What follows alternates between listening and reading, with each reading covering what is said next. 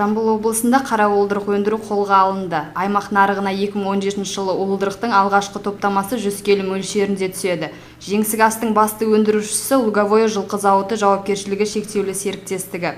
Бүгінгі күні зауытта бекіре тұқымдас балықтың 4 түрі өсіріліп жатыр. Орыс бекіресі, лендік бекіре, Сібір орыс бекіресінің гибриді және Бестер. Зауыттың күш қуаты жылына 60 тонна сатылымдағы балықты және 2 тонна бекіре уылдырығы өндіруге жетеді. Аталмыш жоба Жамбыл облысында 2014 жылдан бастап қолға алынған. Ет және бекіре балығы уылдырығын өндіретін Луговое жылқы зауыты жауапкершілігі шектеулі серіктестігі технологиясы люкс классындағы өнімді алуға мүмкіндік береді.